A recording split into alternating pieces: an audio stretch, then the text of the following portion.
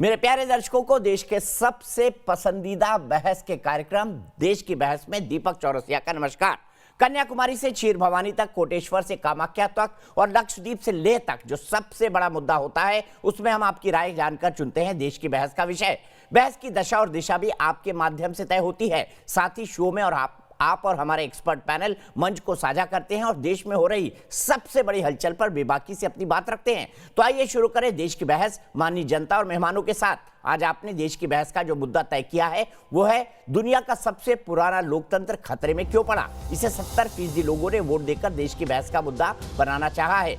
आखिरकार Donald Trump ने अपनी हार कबूल ली और 20 जनवरी को व्हाइट हाउस छोड़ने का ऐलान भी कर दिया। मगर सबसे सुरक्षित और दुनिया के पावर सेंटर कहे जाने वाले कैपिटल हिल पर उन्माद का ऐसा तांडव दिखा जो अमेरिकी लोकतंत्र के इतिहास में इससे पहले कभी नहीं हुआ। अमेरिकी संसद को बंधक बनाने की साजिशें तक हुई। अमेरिका को जिस लोकतंत्र पर नाज था उसकी नाक कटती हुई दिखाई दी। लेकिन भारत के विशाल लोकतंत्र में इसकी कल्पना भी नहीं की जा सकती, क्योंकि हमारी संसद को लोकतंत्र का मंदिर भी माना जाता है। इसीलिए अमेरिका को कम से कम भारत के महान लोकतंत्र से सीख लेनी चाहिए, वरना आज का दिन अमेरिका ही नहीं पूरी दुनिया कभी नहीं भूलेगी। और चलते चलते मैं ये कहूंगा 2001 से मैंने कैपिटल हिल से कवरेज करना शुरू की। 1993 से भारतीय संसद से लगातार जा रहा हूं, वहां से कवरेज कर रहा हूं। लेकिन आज कहना चाहता हूं कि मेरा सिर गर्व से चौड़ा है, क्योंकि मैं इस भारत के महान लोकतंत्र का एक छोटा सा अंग हूं। तो देश की बहस में हमारा आज का सवाल इसी से जुड़ा हुआ है। दुनिया को भारत के लोकतंत्र से पाठ सीखना चाहिए।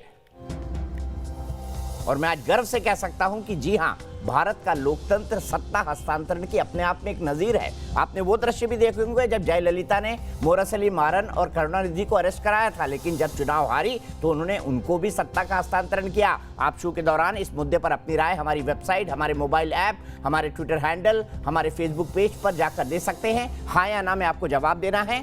कार्यक्रम के अंत में हम देश की बहस की में दर्शकों की क्या राय है ये आपको दिखाएंगे। सीधे पैनल को इंट्रोड्यूस करता हूं। एक बहुत बड़ा पैनल मेरे साथ जुड़ा हुआ है। Doctor Sudhanshu Trivedi, member of parliament Rajya Sabha से और साथ ही साथ भारतीय जनता पार्टी के सबसे बड़े प्रवक्ता और सबसे ज्ञानी प्रवक्ता ये कहूंगा हमारे साथ जुड़े हुए हैं तो गलत नहीं होगा। अशोक सज्जनहार साहब, फॉर्मर डिप्लोमेट, वो हमारे साथ जुड़े हुए हैं। लेफ्ट के नेता विवेक श्रीवास्तव वो हमारे साथ जुड़े हुए हैं। और जसदीप सिंह जस्सी जो कि ट्रंप के सपोर्टर हैं, उन्होंने डोनाल्ड ट्रंप के लिए कैंपेन किया हुआ है, वो भी हमारे साथ जुड़े हुए हैं। लेकिन भारतीय परिप्रेक्ष्य में बात करना शुरू करूंगा। सबसे पहले सुधांशु त्रिवेदी, भारतीय लोकतंत्र को इससे क्या सबक लेना चाहिए? कल जो कैपिटल हिल में हुआ, यहां पे भी कई आवाजें उठती है, संस्थाएं खत्म कर दी, सिस्टम को खत्म कर दिया, तानाशाह की तरह चल रहे हैं। क्या पैरेलल ड्रॉ करने की कोशिश की जाती है ठीक उसी तरह की जिस तरह से कैपिटल हिल में कल हुआ? देखिए, भारत में हमें क्या ध्यान रखना चाहिए, हम सत्ता में हो या प्रतिपक्ष, लोकतंत्र की संस्थाओं की मर्यादा का पालन करना चाहिए। अगर कभी कोई ये कहेगा कि सड़क पे आ जाओ, आर पार की लड़ाई कर लो, तो ये बहुत खतरनाक चीजें कहां तक पहुंचती है। मैं याद दिलाना चाहता हूं सोनिया जी, 16 दिसंबर 2019, यदि कोई ये कहेगा सड़क पे आके कि अब तो न हमें सर्वोच्च न्यायालय पे भरोसा है, न संसद पे भरोसा है, न पॉलिटिकल सिस्टम पे भरोसा है, अब तो सड़क पे ही निर्णय लेना पड़ेगा और उसे बुद्धिजीवी कहकर महिमा मंडित किया जाएगा, कैसे हर्षमंदर, तो ये सारी चीजें अत्यंत खतरनाक है। या फिर जो सशस्त्र संघर्ष करेंगे, सीधे हथियार उठाएंगे, उनको कहा जाएगा गांधीयंस विद गन। महात्मा गांधी की कितनी प्रतिष्ठा है, वॉशिंगटन न्यूयॉर्क में उनकी मूर्तियां हैं, वो शांति की प्रतीक। गन और गांधी का क्या संबंध? और ये कहकर बौद्धिक छलावरण देने का प्रयास किया जाएगा तो वो बहुत खतरनाक है। तो ये हमें शिक्षा लेनी चाहिए। और संवैधानिक संस्थाओं का मूर्ति भंजन करके किसी को कुछ हासिल नहीं होता, सिर्फ अराजकता हासिल होती है। ध्यान रखना चाहिए। लाख आपका मतभेद हो, लाख मतभेद हो, मैं कहना चाहता हूं हमारे यहाँ तो उदाहरण है, दुर्योधन दुष्टता का प्रतीक है, परंतु पितामह भीष्म ने कहा हस्तिनापुर के सिंहासन की मर्यादा का मैं अतिक्रमण नहीं करूंगा। जैसे आज बिडेन जीते हैं, उसका सम्मान होना चाहिए, परंतु मैं यह भी कहूंगा जब 2016 में अगर ट्रंप जीते थे और लोगों ने कहा हम जीत मानते ही नहीं, तो फिर वहीं से तो आपने मर्यादाओं का मूर्ति भंजन शुरू कर दिया था। यह ध्यान रखना चाहिए। और अंत में एक बात और कहूंगा, अमेरिका दुनिया का सबसे समृद्ध और सबसे शिक्षित देश है। अब यह भी समझना चाहिए कि अराजकता और दंगा ऐसा नहीं कि अशिक्षा और गरीबी से ही फैलता है। हमने पहले दुकानें लुटती देखी, मूर्तियां टूटती देखी, आज कैपिटल हिल में देखा, 1 साल से अमेरिका में देख रहे हैं। और दुनिया के सबसे पैसे वाला क्षेत्र है मिडिल ईस्ट, जहां आतंकवाद के केंद्र है। तो अब यह विचारधारा अरे विवेक जी को बुरा लगे, ये वामपंथी विचारधारा की गरीबी से आतंकवाद पनपता है, गरीबी और अशिक्षा से अव्यवस्था और दंगे पनपते हैं। अरे कोई विचारधारा से आतंकवाद नहीं पनपता है। ये डोनाल्ड ट्रंप और नरेंद्र मोदी एक ही सिक्के के दो पहलू हैं। आगे विवेक ट्रंप साहब नहीं डाइजेस्ट कर पा रहे, कल मोदी साहब हारेंगे तो ये भी नहीं डाइजेस्ट कर पाएंगे। विवेक श्रीवास्तव जी, आपने सुना था अटल बिहारी वाजपेयी ने क्या कहा था? सरकारें आएंगी जाएंगी, नेता आएंगे जाएंगे, लेकिन लोकतंत्र रहना चाहिए। आपकी फिलॉसफी तो ये कहती है power comes from the barrel of gun. आपका लोकतंत्र तो कहता है Gandhi with gun, Gandhian with gun. तभी तो दिल्ली दंगे हुए, तभी तो उमर खालिद हुआ, तभी तो ताहिर हुसैन हुए। तो कहां गई आपकी विचारधारा? बैलेट पे विश्वास करते हैं, लेफ्ट फ्रंट के ये तो आपकी फिलॉसफी है ना, ये तो आपकी फिलॉसफी है ना, और बैलेट पे पावर विश्वास comes from barrel of gun. ये क्या वामपंथी विचारधारा नहीं है? आरएसएस और फांसीवादी ताकतें, नहीं आप सुनिए, ये आपकी विचारधारा नहीं है क्या? Power comes from the barrel of gun चाहती हैं, जुरिस्डिक्शन का भी कंट्रोल करना चाहती हैं। नहीं क्या कह रहे हैं आप? Power comes from the barrel of gun, ये आपकी विचारधारा नहीं है? ये क्या वामपंथी विचारधारा नहीं है? बताइए।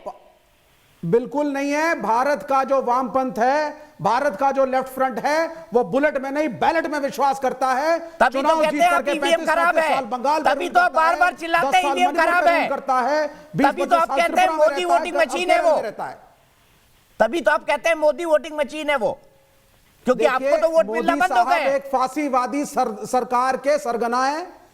नहीं, नरेंद्र मोदी जी एक फांसीवादी सरकार के सरगना है। मॉब लिंचिंग इनका कल्चर है। गुजरात के दंगे, बाबरी मस्जिद को तोड़ना, दिल्ली दंगे किसका कल्चर था? विवेक श्रीवास्तव जी, गुजरात के दंगे का पानी पीते तो 18 साल हो गए। मुझे ये बताइए ना, दिल्ली दंगे किसका कल्चर था? उमर खालिद किसका कल्चर था? टुकड़े टुकड़े गैंग किसका कल्चर है? लेफ्ट का है कि नहीं? होते हैं ना हिंदू के ना मुसलमान के। दंगा है, उसमें दोनों धर्म के लोग शामिल थे। अच्छा, उमर खालिद घर पे तोप लगा ले तो विवेक श्रीवास्तव के मुंह में दही जम जाता है, क्योंकि वो सेक्युलर है। सुधांशु त्रिवेदी जी क्या कहेंगे विवेक श्रीवास्तव की इस विचारधारा पर, जो गांधी विद गन का सपोर्ट करते हैं? लेकिन ये जो कल्चर अमेरिका में आपने देखा है, ये हिंदुस्तान में भारतीय जनता पार्टी का कल्चर है। देखिए, वैसे तो मेरा मानना है गुजरात में सैकड़ों मुसलमान मर जाते हैं, लेकिन अफसोस नहीं होता। बाबरी मस्जिद ढह जाती है। दिल्ली में उमर खालिद नहीं चलता। दिल्ली में उमर खालिद ने जितनों को मारा उनके लिए भी तो कुछ बोल दीजिए। अंकित के लिए कुछ बोल दीजिए, अंकित शर्मा के लिए, उसके लिए कुछ बोल दीजिए विवेक श्रीवास्तव। चार्जशीट आई है, जज का फैसला आने दीजिए। जज ने कह दिया प्राइमा फेसी इन्होंने दंगे करवाए, जज कह चुके हैं, जज कह चुके हैं प्राइमा फेसी इन्होंने कराए चार्जशीट देखने के बाद। सुधांशु जी बोलेंगे फिर विवेक आएंगे। सुधांशु जी बोले किसी को भी ये ट्रायल में मीडिया मत करिए। आप जज नहीं है दीपक चौरसिया जी। सर मैं तो जज को कोट कर रहा हूं, मैं जज को कोट कर रहा हूं मिस्टर विवेक श्रीवास्तव। सुधांशु त्रिवेदी जी, आत्मा सिंह जी को जोड़िए, फिर मेरे को सीधे जस्सी भाई के पास जाना है। सब जानते हैं। देखिए विवेक जी वामपंथी विचारधारा का प्रतिनिधित्व कहते हैं, जो धर्म को नहीं मानती है तो उनको मुसलमान हिंदू क्यों दिखने लगता है।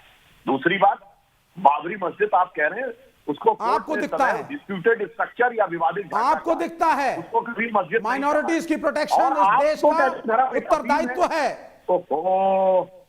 अरे भाई आप अपने बेटन पे बोलिए। देखिए आप तो कहते हैं धर्म एक अफीम है, जो बाबरी मस्जिद टूटी तो तोड़ी किसने, जरा बताएंगे ना। विवेक जी सुन लीजिए, किसने तोड़ी बाबरी मस्जिद? Who is the accused? अपने टर्न पे बोलिए, अपने टर्न पे। आप ही ठीक है, बोलिए।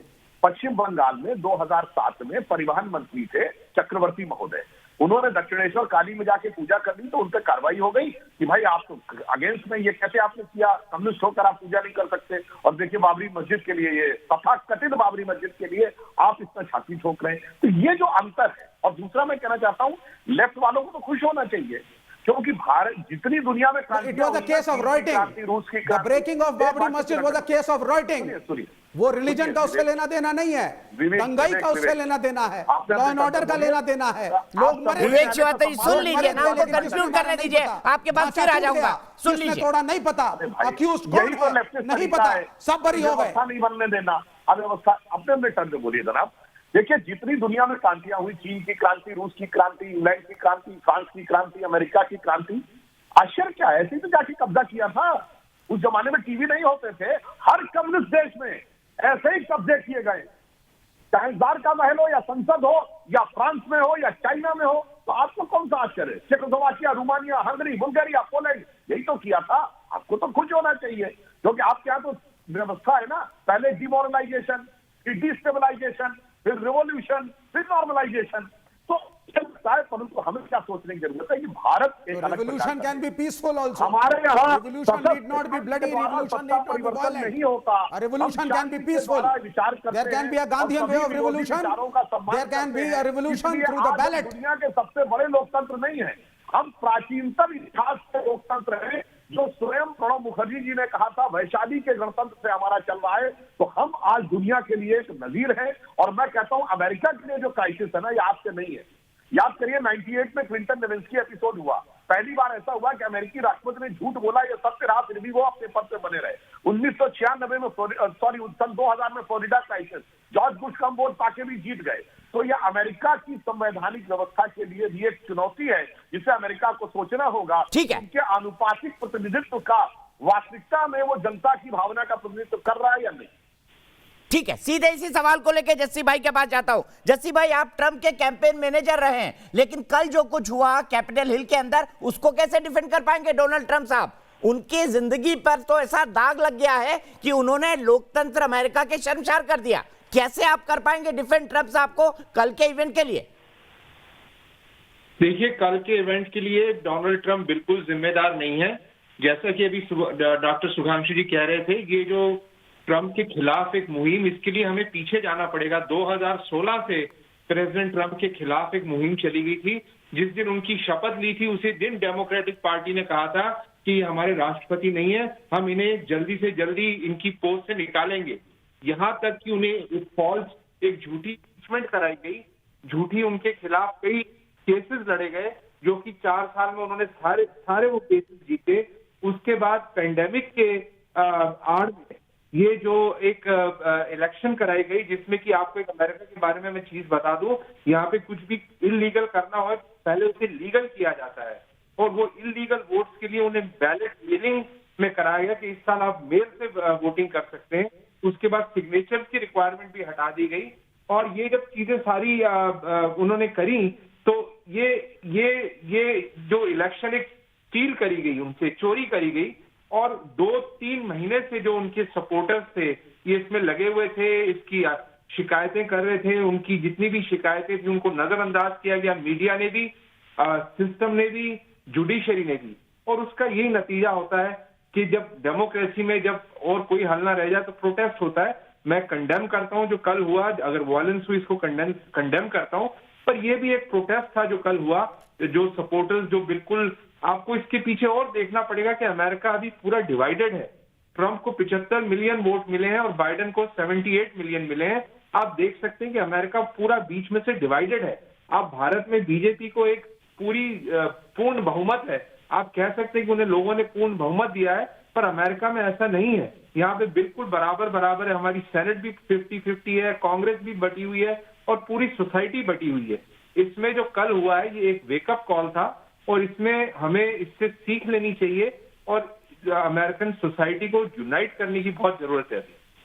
ठीक है, सीधे आत्मा सिंह जी के पास जाऊंगा। क्या आप जस्सी भाई से सहमत हैं? और मुझे ये बताइए, क्या आप मानेंगे कि वाकई ट्रंप के समर्थकों को नजरअंदाज किया गया, जिसके चलते हिंसा हुई और वो उसको कंडेम कर रहे हैं? बताइए आत्मा सिंह जी, आप जो बाइडेन सपोर्टर है। इसके बाद योगेश मेहता को इंदौर से तैयार रखिए। नहीं, देखो, बात ऐसी होती है कि जब कंट्री की बात होती है तो मैं किसी का एक का सपोर्टर नहीं हूँ। जो कल हुआ वो वहां गलत हुआ। बहुत सारी बातों में मैं जस्सी बाजी के साथ सहमत भी हूँ, लेकिन जो कल वहां हुआ 100% ये नहीं है कि वो उसमें ट्रंप के ही सारे सपोर्टर थे। उसमें कुछ बदमाश लोग भी आ जाते हैं। डेमोक्रेट शुरू से चाह रहे थे किसी ना किसी तरह से ट्रंप को इस सीट से उतारा जाए। अब जाते जाते इस वक्त जो ट्रंप की हालत उन्होंने कर दी है, तो वो वास्तव में निंदनीय है। जब वो प्रेसिडेंट इलेक्ट, मतलब उन्होंने अपनी बात रखी है कि मैं सहमत नहीं हूं जो भी इलेक्टर को वोट हो रहे हैं या जो भी हो रहा है, तो उनके समर्थक उसके समर्थन में आए। लेकिन जो उन्होंने तरीका अपनाया कि इलेक्टोरल वोट गिनने के लिए जो कैपिटल हिल में जो उन्होंने किया, वो बहुत गलत किया। वहां बहुत सारे ऐसे आंसर थे जिन्होंने जाके पेलोसी की सीट पे बैठ के गलत काम किया। वहां पर गोली चली, पाइप बॉम्ब मिले, गन्स मिली, तो ये थोड़ा बहुत ज्यादा गलत हो गया है। मैं इस चीज को कंडेम करता हूं कि डेमोक्रेसी में और अमेरिका जैसी डेमोक्रेसी जो इतने सालों से है, उनमें ये एक दिन, जो कल का दिन था, वो एक काले धब्बे के रूप में लगा है। और मैं इस बात से बिल्कुल सहमत नहीं हूँ। किसी को ये हक नहीं है कि प्रोटेस्ट के रूप में जाके एक को बदनाम किया जाए और जो हमारा कानून, जहां लॉ मेकर्स बैठते हैं, उस चीज को नुकसान पहुंचाया जाए। ठीक है, मैं बिल्कुल सहमत करता हूं। मैं और इस सवाल को जस्सी भाई के पास लेकर जाऊंगा। मेरा सवाल यह होगा कि क्या प्रोटेस्ट के नाम पर वायलेंस जस्टिफाइड है? सीधे योगेश मेहता के पास चलता हूं इंदौर में। योगेश मेहता जी, क्या कहेंगे अमेरिका में जो हुआ और भारत के लोकतंत्र से, क्या भारत के लोकतंत्र से जो प्राचीनतम है, क्या अब दुनिया को सीखना नहीं चाहिए कम से कम सत्ता हस्तांतरण? दीपक जी, बिल्कुल आप सही कह रहे हैं। भारत के लोकतंत्र में एक ऐसी व्यवस्था है कि जब उसका एक पाया अगर गड़बड़ाता है तो उसके जो बचे हुए 3 पाए हैं, बाबा साहब भीमराव अंबेडकर ने जो व्यवस्थाएं दी है, वो उसे तुरंत लेते हैं। हमारे यहाँ पे स्वयं संज्ञान लेके हमारी न्यायपालिका, विधायिका ऐसे कई चीजों को रोक देती है। जब भी कोई लोकतंत्र पे चोट पहुंचाता है तो हमारे सिस्टम में एक ऑटो ह्यूमन हीलिंग सिस्टम है कि उस लोकतंत्र को बिगड़ने से बचा दिया जाता है। अमेरिका में हम जैसा देखें तो पिछले 10 सालों से उसका जो डेमोक्रेटिक इंडेक्स है वर्ल्ड में, वो नीचे जाता जा रहा है। और ठीक इस है प्रकार योगेश जी, यहीं रुकूंगा। अफसोस मेरे पास आपके लिए वक्त इतना है। सीधे अशोक सज्जनहार जी के पास चलूंगा। अशोक सज्जनहार जी, अमेरिका जो पूरी दुनिया का दादा नंबर 1 था, आज उसके घर में जो हुआ, उसके बाद दुनिया के अंदर क्या वो उस तरह की ग्रिप रख पाएगा जिसके लिए वो मशहूर हुआ करता था कि अमेरिका ना खाता ना वही, जो अमेरिका कहे वही सही?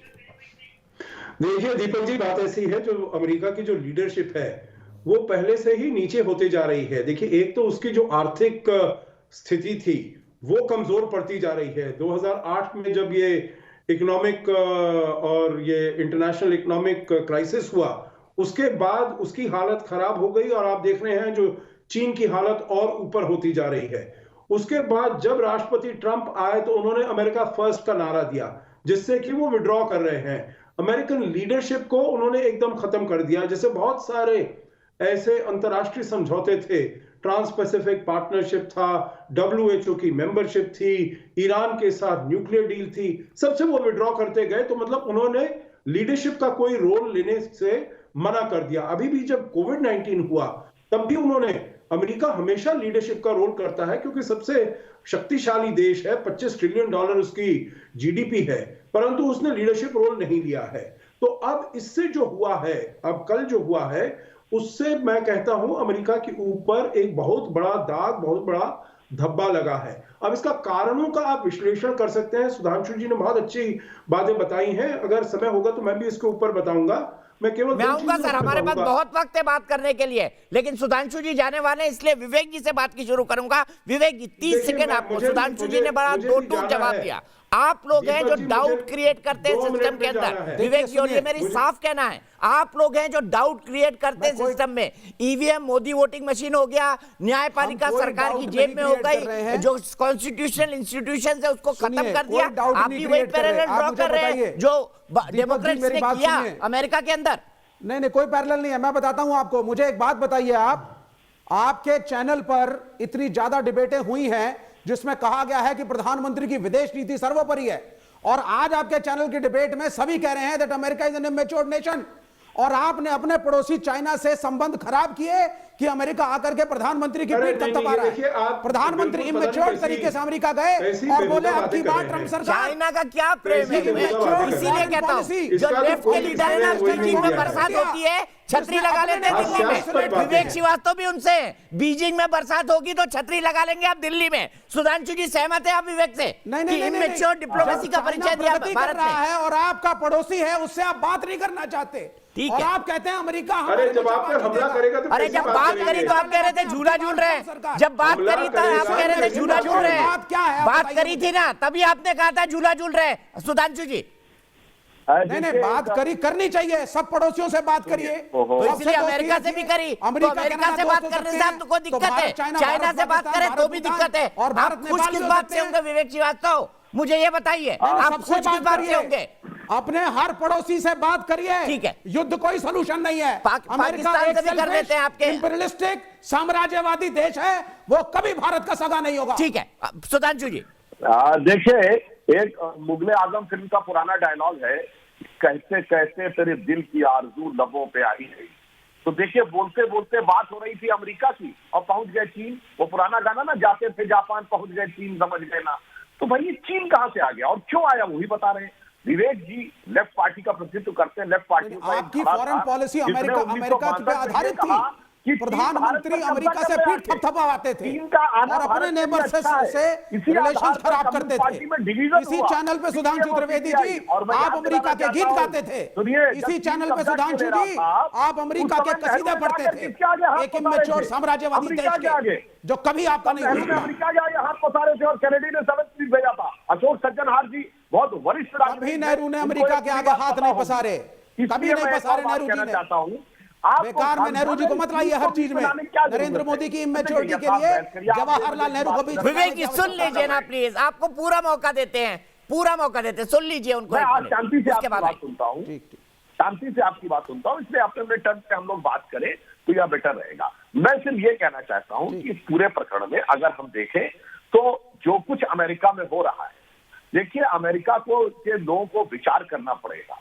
जो कुछ हुआ है ये मोमोक्रेसी है, यह भीड़ तंत्र है। परंतु यह भी ध्यान रखिए कि अभी कुछ महीने पहले जब ब्लैक लाइव्स मैटर्स का विषय आया था तो कोई किसी की दुखद हत्या हुई, आपको पूरा अधिकार है प्रदर्शन करने का, पर मूर्तियां तोड़ना और दुकानें लूटना अगर इसको आक्रोश की अभिव्यक्ति माना गया तो वो भी मोमोक्रेसी थी, ये भी मोमोक्रेसी है। अगर वो आक्रोश की अभिव्यक्ति है तो फिर ये भी आक्रोश की अभिव्यक्ति है। ये तो अमेरिका को तय करना है कि आपका बेंचमार्क क्या है, आपका पैरामीटर क्या है। आप अगर एक पैरामीटर पे एक और दूसरे पे दूसरे होने लगेंगे, ये वैसा ही है जैसा विवेक जी जब 1986 में शाहबानो आया तो कहा गया भारत की सरकार धर्म में इतना भी हस्तक्षेप नहीं करेगी, अगर शरिया के खिलाफ है तो हम कोर्ट का निर्णय लाके बदल देंगे।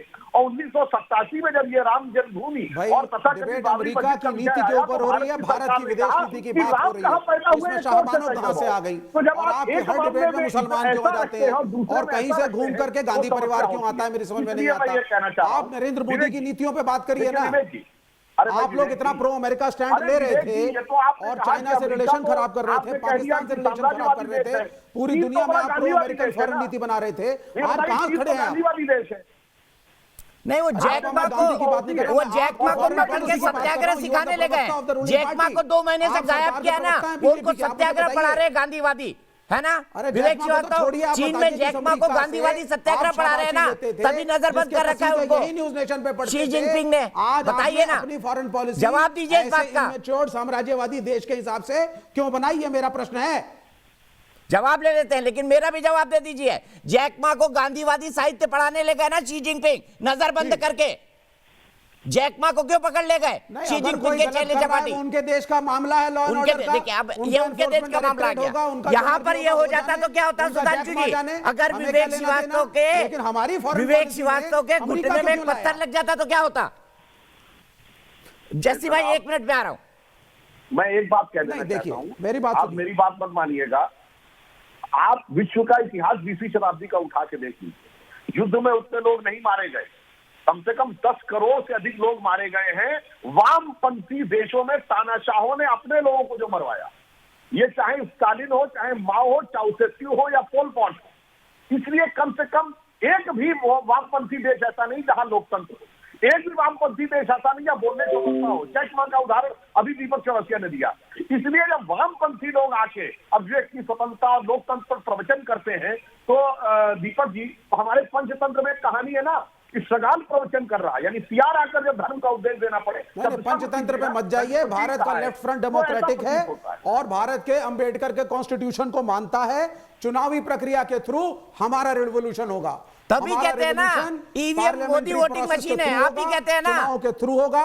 हम अपने एजेंडे में से हटने वाले नहीं। आप ये कहिए कि चादू मजूमदार और नक्सलियों का आंदोलन गलत है, बोलिए यहाँ पर विवेक जी, कहिए कि मैं नक्सलियों को कंडेम करता हूं और उन्हें जेल भेजना चाहिए। जो कहते हैं आप मेरी बात सुनिए, नक्सलाइट्स का सपोर्ट हमने नहीं किया, लेकिन आप लोग अगर गलत नीतियां करेंगे तो नक्सल पैदा होते हैं। नीतियों को खत्म करिए जिससे नक्सल पैदा होता है। नक्सलियों के कोई समर्थन में नहीं है। हम अपने देश की आर्म्ड फोर्सेस के साथ खड़े हैं, लेकिन ऐसी नीतियां भी हम ना बनाएं कि नक्सल पैदा हो। अगर आप इकोनॉमिक डिस्पैरिटी को इतना बड़ा कर देंगे कि एक आदमी बंबई में 27 मरले की बिल्डिंग बनाता है और उससे आप बजट लिखवाते हैं, उससे आप किसानों की जमीनें छिनवाना चाहते हैं।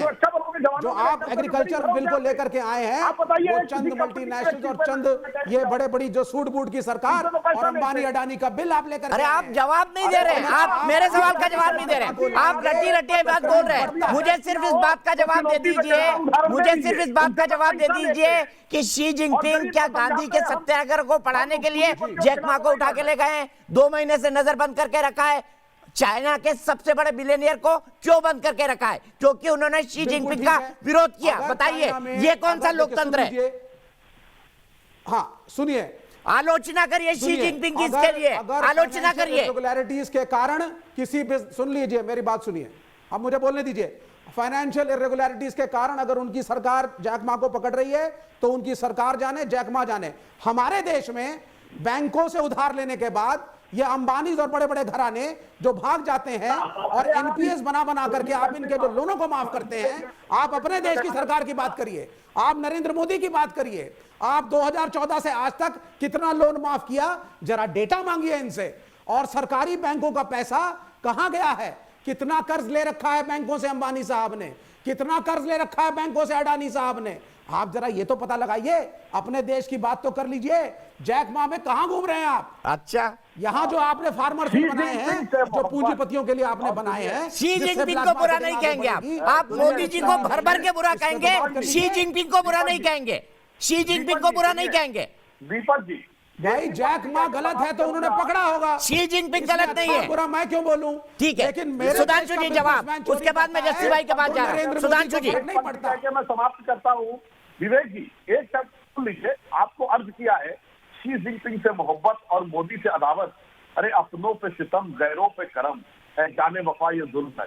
कम से कम इतना तो मत करिए। आप कह रहे जैक मा को जाने दो, शी जिनपिंग ने ये कर दिया और मोदी को सुनो। अरे भगवान, इसी वजह से अरे भाई आप अपने बिजनेसमैन को भी तो थोड़ा टाइट कर लीजिए। नहीं देखिए सुधांशु जी, मैं सिर्फ ये कह रहा हूँ, भारत का बिजनेसमैन अगर डिफॉल्टर है तो मोदी साहब एक्शन नहीं लेते। आपको इलेक्शन फंडिंग चाहिए, वहां इलेक्शन फंडिंग का मसला नहीं है, तो जो गलत बिजनेसमैन होता है उस पर गाज गिरती है, उसमें बुराई क्या है? तो हेडक्वार्टर के खिलाफ कैसे बोल जाएंगे? नहीं देखिए, हेडक्वार्टर की बात नहीं है, बीजिंग का आपका हेडक्वार्टर है। चलिए यहीं से सीधे जस्सी भाई के पास चलता हूं। जस्सी भाई, मैं आपसे जानना चाहता हूं, मैं आपसे जानना चाहता हूं, क्या कल की घटना ने, डोनाल्ड ट्रंप ने जो कुछ अच्छा किया उसको आज साफ नहीं कर दिया है? जेके त्रिपाठी जी पूर्व राजनयिक, बहुत ही सीनियर है, मेरे साथ जुड़ गए, उनके पास भी जाऊंगा। जस्सी भाई जी, सबसे पहले तो मैं ये कहूंगा कि जो अमेरिका में कल जो घटना घटी है वो एक अमेरिका की अंदरूनी घटना है। इससे भारत के या मोदी जी ने जो भी अमेरिका के साथ रिश्ते बनाए उस पर कोई असर नहीं पड़ेगा। 20 जनवरी को जो बाइडेन प्रेसिडेंट बनने आ रहे हैं, भारत की एक अपनी अहमियत है अमेरिका में, और ये एक अंदरूनी घटना है। और जो कि जो बाइडेन आएंगे तो जो मोदी जी ने या बीजेपी गवर्नमेंट ने पिछले 7 साल में अमेरिका के साथ रिलेशनशिप बनाए हैं वो कहीं वेस्ट नहीं जा रहे, और रिलेशनशिप अच्छे होंगे। और ये एक घटना से अमेरिका की कोई डेमोक्रेसी या यहाँ का लोकतंत्र खत्म नहीं हो गया है। भारत दुनिया का सबसे बड़ा लोकतंत्र है, अमेरिका दुनिया का सबसे पुराना लोकतंत्र है। भारत में भी हमने देखा था जब इंदिरा गांधी ने हमारे लोकतंत्र की धज्जियां उड़ाई थी, इमरजेंसी लगा दी थी, लूप होल्स जो थे हमारी डेमोक्रेसी में उसको यूज करके डिक्टेटर बन गई थी। और ये हर देश में होता है, हर लोकतंत्र में होता है, यहीं से हम सीखते हैं।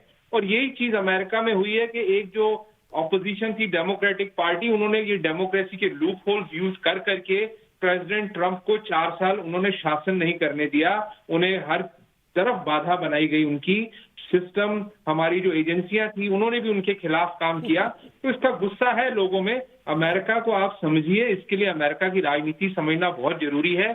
यहाँ पे हमारी पार्टी पूरी तरह डिवाइडेड है अमेरिका में, आधा आधा। हमारी सेनेट डिवाइडेड है, हमारी कांग्रेस डिवाइडेड है, और पूरा हमें ये दोनों पार्टियों के लिए कल वेकअप कॉल था। जब ये 30,000 लोगों ने कैपिटल हिल जाके प्रोटेस्ट किया, this was a wake up call हमारी रिपब्लिकन पार्टी के लिए भी और डेमोक्रेट पार्टी के लिए भी। अभी मैं समझता हूं कि जो बाइडेन को जब आ रहे हैं तो उन्हें ये दोनों जो गुट हैं इन्हें जोड़ने की बहुत बड़ी आवश्यकता है, और अमेरिका का फ्यूचर बहुत ब्राइट है, और ये एक हादसे से ये एक डेमोक्रेसी को और मजबूत करता है। ऐसे ये आप इस जो संसद पे कल अमेरिका में हुआ है उसे आप पाकिस्तान में जो आतंकवादी भेज के हमारी संसद पे हमला किया था वैसा ये नहीं था, ये हमारे खुद के लोगों का प्रोटेस्ट था। हाँ, थोड़ा अंदर वायलेंस हुई, उसके लिए हम कंडेम। विवेक भाई बीच में नहीं प्लीज। लोगों की अभिव्यक्ति।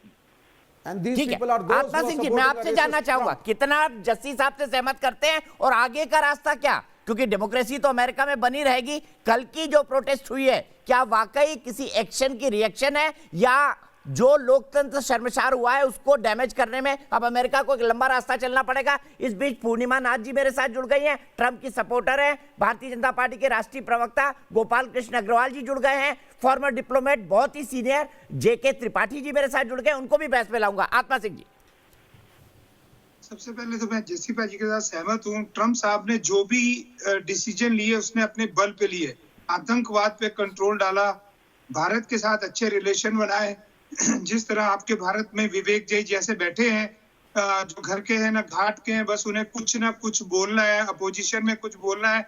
इनसे पूछो कि इन्होंने क्या किया। मैं जानता हूं जब कांग्रेस के यहाँ दिग्विजय सिंह जनरल सेक्रेटरी हुआ करते थे, जब सोनिया गांधी यहाँ पे स्लोन कैटरिंग हॉस्पिटल में आती थी, रिलायंस की 600 मर्सिडीज जो है वो नीचे खड़ी रहती थी कि उनके जो खाना बनाने वाला, खाना परोसने वाला, वो भी रिलायंस की गाड़ियां यूज करते थे।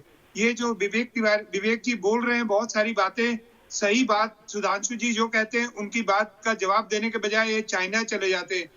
कांग्रेस गवर्नमेंट जो इनकी वहां रहती थी, उन्होंने यहाँ पे भारत से जब भी यहाँ पे आए हैं, उनके मिनिस्टर आते थे, वो किसी से नहीं मिलते थे। हमारे मोदी साहब आते थे, वो शरेआम सबसे मिलते थे। इनके बंदे आते थे, जो कांग्रेस के आते थे या लेफ्ट के जो भी बंदे आते थे, वो हमेशा कोई ना कोई बिजनेस डील बनाने आते थे। मिनिस्टर आते थे, बिजनेस डील बना के चल जाते थे और ओवरनाइट इंडिया चले जाते थे। लाखों करोड़ों इन लोगों ने कमाए। इन्होंने देश के लिए कभी कुछ नहीं कहा।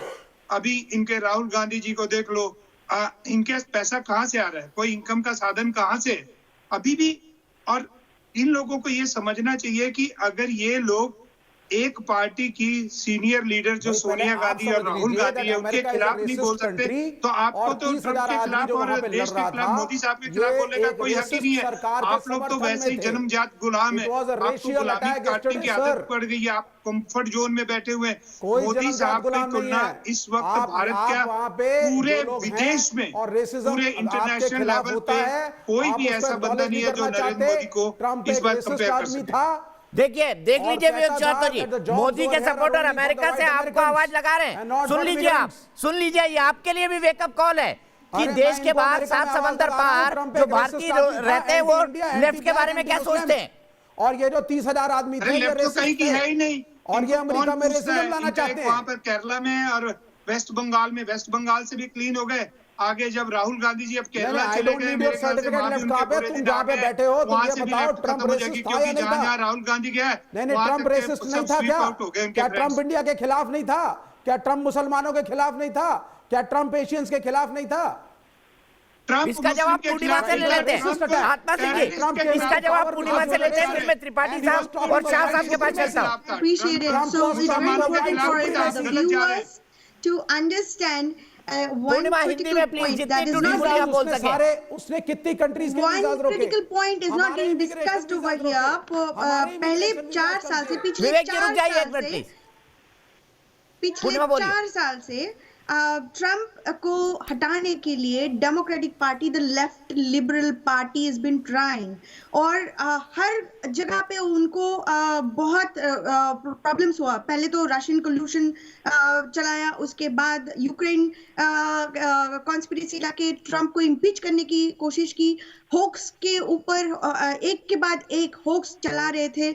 और मीडिया जो है, यहाँ की जो मीडिया है पूरा लेफ्ट लिबरल के हाथ में है। तो इंडिया में कांग्रेस क्या, टीएमसी क्या, AIMIM क्या है, उनके नजर से आप देखो तो न्यूयॉर्क टाइम्स और वाशिंगटन पोस्ट के राइटर्स जैसे अराना आयुब है, इंडिया में बैठी हुई है।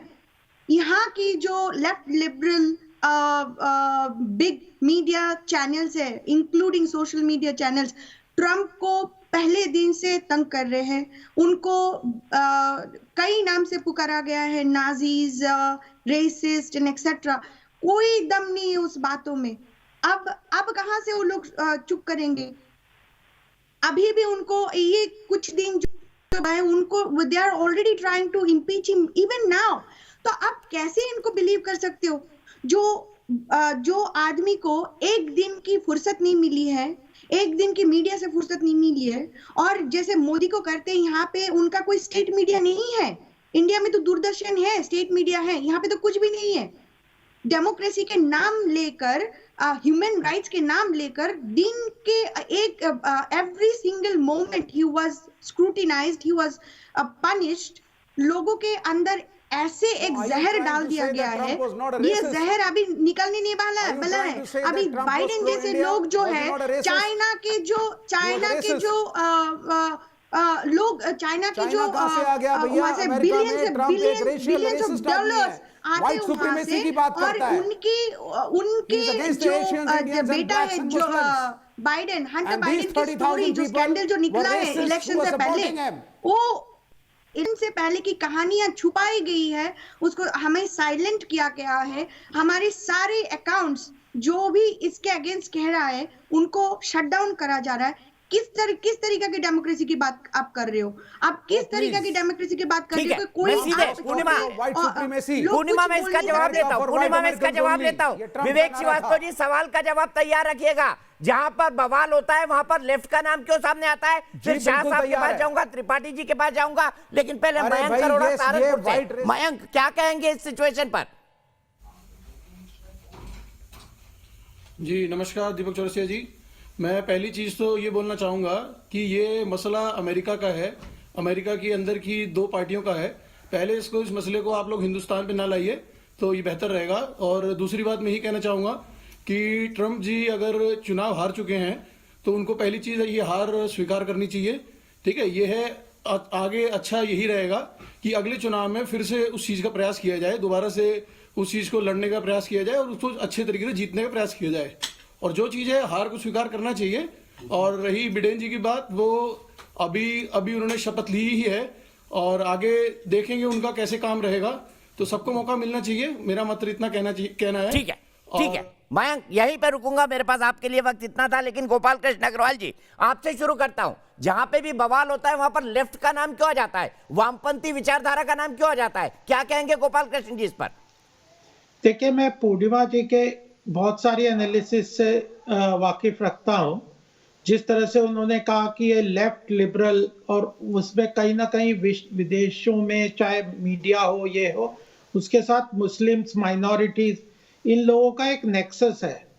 वह किसी भी चीज को, चाहे भारत को भी देखो, अलग अलग चीजों का एक नरेशन खड़ा करते, क्रिएट करते हैं। इस बात को डिनाई नहीं करना चाहिए। ये वास्तविकता है विश्व के मीडिया की और इस नेक्सस की, लेफ्ट लिबरल्स और माइनॉरिटीज मुस्लिम्स। इसको हम डिनाई नहीं कर सकते। दूसरी बात महत्वपूर्ण यह है कि जो डेमोक्रेसी है, कोई एक इंसिडेंट जो कल हो गया या आज हो गया अमेरिका में, उससे वहां की डेमोक्रेसी खत्म हो गई, मैं इस बात को नहीं मानता। लेकिन यह एक दुर्भाग्यपूर्ण बात है, क्योंकि यह बात भी सही है कि इलेक्टोरल प्रोसेस में अगर ट्रंप साहब हारे हैं और जो बिडेन जीते हैं तो उसको एक ग्रेसफुल तरीके से स्वीकार करना चाहिए। कहीं ना कहीं वो ग्रेस मिसिंग लगती है, लेकिन फिर भी ये उनका इंटरनल मामला है। और हमें लगता है कि यह इस बात को यहाँ पे ज्यादा भारत और वर्ल्ड के परिप्रेक्ष्य में लेना चाहिए कि ये जो लेफ्ट लिबरल नेक्सस है, डोनाल्ड ट्रंप का समर्थन हमारे प्रधानमंत्री वहां जाके करके आए हैं। अरे सुनो मेरी बात, सुन लो, पूरी बात करने दो। सुन लो ना, वो भी कोई बात बोल रहे हैं। वीज़ा रोके गए देशों के। नहीं तो आप वैचारिक हिंसा फैला रहे हैं। विवेक श्रीवास्तव जी, वैचारिक हिंसा मत फैलाइए। आत्मा सिंह जी जवाब देंगे, आपको रुक जाइए। मैं सीधे गोपाल जी कंक्लूड करिए। H1B वीजा का रूल, मैं सबसे बड़ी बात यहाँ पे ये कहना चाहता हूँ कि जब भारत के प्रधानमंत्री, सुन लो, ट्रंप सरकार ने कितने वीजा रिड्यूस किए? H1B work visa. अरे ठीक है, ट्रंप सरकार के रूल्स चेंज हुए H1B वीजा के इंडियंस के लिए। आपको पता है? सुन लो, नहीं पता है? डोनाल्ड ट्रंप एंटी इंडिया, वो नहीं चाहते थे कि इंडियंस आकर के अमेरिका में काम करें। उनका कहना था कि अमेरिका सिर्फ गोरों का है, व्हाइट अमेरिकन का है। ट्रंप एक रेसिस्ट था और ये 30,000 आदमी कहाँ पे रेसिस्ट है। किस जोकर को बिठा लिया? Vivek Srivastava ji, this is the problem. Beijing के नजरिए से आप अमेरिका की डेमोक्रेसी को कैसे कैलकुलेट कर सकते हैं? गोपाल कृष्ण अग्रवाल जी, मैं सीधे जेके त्रिपाठी जी, शाह साहब के पास चलूंगा, फिर आत्मा सिंह जी आपके पास आ रहा हूँ। त्रिपाठी जी, मैं जानना चाहूंगा क्या इंपैक्ट होगा वर्ल्ड ऑर्डर पर अमेरिका में जो कुछ हुआ? विवेक जी, थोड़ी देर खामोश हो जाइए, वैचारिक हिंसा मत फैलाइए। हाँ, मेरी बात पूरी नहीं होती, मैं थोड़ी बात पूरी कर लूं। जो लोग बोल रहे हैं खामोश। त्रिपाठी जी, एक मिनट, गोपाल कृष्ण जी कंक्लूड करिए प्लीज। हाँ, मैं पहली बात कह दूं कि जब प्रधानमंत्री मोदी जी अमेरिका में जाते हैं तो वह कोई इंडिविजुअल व्यक्ति के साथ संबंध या उसके हिसाब से नहीं जाते। भारत के वो रिप्रेजेंटेटिव हैं और वहां के प्रेसिडेंट अमेरिका के रिप्रेजेंटेटिव हैं। दो देशों में पिछले 6-7 साल में जो रिलेशंस में एक प्रगाढ़ता आई है और जो आपस में समझने की बात आई है इंटरनेशनल लेवल पे, इंटरनेशनल इश्यूज पे, वो अपने आप में बहुत महत्वपूर्ण है और वह केवल मोदी जी और ट्रंप जी के हिसाब से नहीं देखी जाती, वो अमेरिका और भारत के हिसाब से देखनी चाहिए। त्रिपाठी जी, वर्ल्ड ऑर्डर पर इसका क्या फर्क पड़ेगा? जी देखिए, ऐसा है कि वर्ल्ड ऑर्डर पे इस घटना का कोई ख़ास फर्क नहीं पड़ने वाला है, क्योंकि अमेरिका की एक पॉलिसी रही है, मोर और लेस जो बाइडेन की डेमोक्रेटिक पॉलिसी या ट्रंप की रिपब्लिकन पार्टी की पॉलिसी मोर और लेस एक ही रही हैं। कुछ मुद्दों पर दोनों में फ़र्क है, जैसे कि जो बाइडेन मानवाधिकारों पे जो बाइडेन की पार्टी ज़्यादा बोलती है, जैसे कि जो बाइडेन की पार्टी और भी चीज़ों सहयोग पे ज़्यादा बोलती है। लेकिन क्या है कि चीन पर देखिए, चीन के बारे में अमेरिका के रुख में कोई बदलाव नहीं आएगा। जो बाइडेन पहले भी कह चुके हैं कि चीन के ऊपर हमारे रुख में कोई बदलाव नहीं आएगा।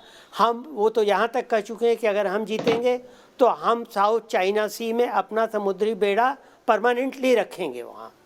तो ये वर्ल्ड ऑर्डर पे इस एक घटना से कोई फ़र्क नहीं पड़ेगा।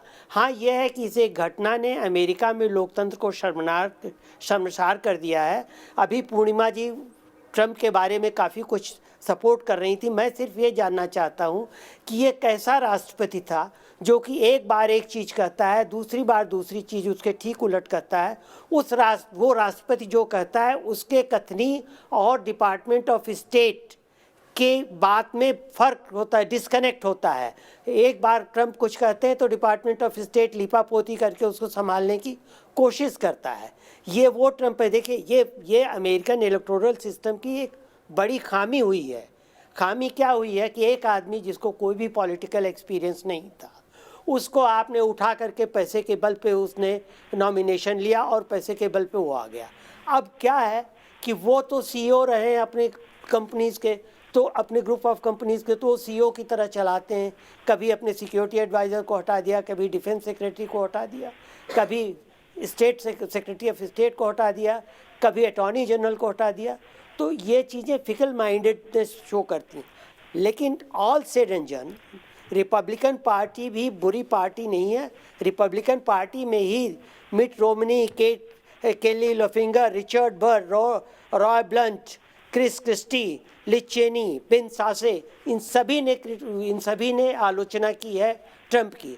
और ट्रंप ने भी जब माइक पेंस ने कहा कि नहीं, मैं इंटरफियर नहीं करूंगा सेनेट के काम में, तो ट्रंप ने कह दिया कि उनके अंदर हिम्मत ही नहीं है कि वो ऐसा करे। ठीक है, मैं जैसे भाई आपसे बिल्कुल जवाब लूंगा ब्रेक के बाद, लेकिन शाह साहब का एक कमेंट जानना चाहूंगा। शाह साहब, इंडिया से आप कोई पैरेलल ड्रॉ कर पाएंगे पूरी सिचुएशन का?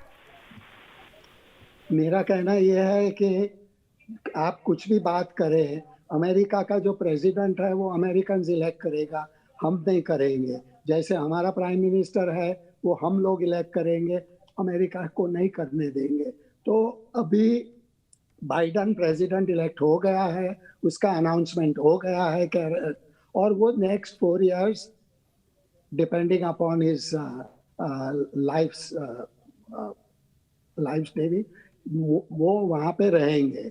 अभी वो क्या करेंगे क्या नहीं करेंगे वो डिपेंड अमेरिका में आदमी के ऊपर नहीं करता है, पॉलिसी जो बनती है उनके ऊपर डिपेंड करता है। पॉलिसी के लिए उनके जो एडवाइजर्स होंगे, स्टेट डिपार्टमेंट के एडवाइजर्स होंगे, नेशनल सिक्योरिटी एडवाइजर्स होंगे, ट्रेड एडवाइजर होंगे, जो भी है वो सब मिलके एक साथ करेंगे। उसमें हमारा कहना यह है कि उसमें हमको फायदा जरूर होगा, क्योंकि ट्रम्प जो थे वो ज्यादातर अपने आप को और अपनी पॉलिसी को, अपने फैमिली को याद जो बेहतर चलता है उसी की पॉलिसी बनाते थे।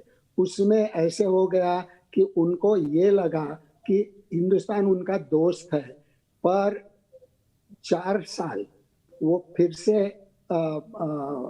इलेक्ट होते तो उसका मतलब ये नहीं है कि उनकी पॉलिसी जो पिछले 4 साल हुई है वही होती है।